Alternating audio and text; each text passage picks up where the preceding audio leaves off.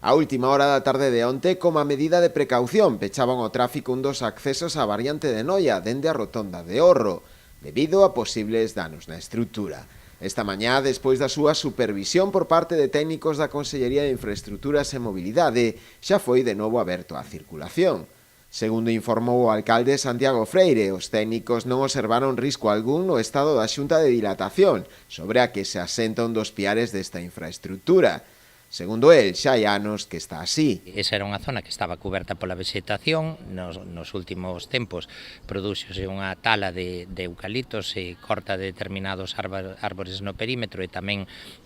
o desbroce de determinado matorral que fai visible esa zona do viaduto dende a estrada comarcal.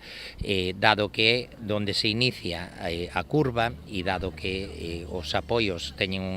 unha base amplia, pero tendo en conta que son vigas de aproximadamente 40 metros de longo, donde confluyen, ao ser en curva, pois fai que exista unha dilatación maior que no resto da separación entre os distintos puntos das distintas vigas que conforman ese viaduto. Unha vez feitas as verificacións e comprobado que esa xa era o aspecto inicial, incluso cas fotos da execución da obra, donde se ve que xa estaban situados desa mesma maneira, que fai un certo ángulo, comprobouse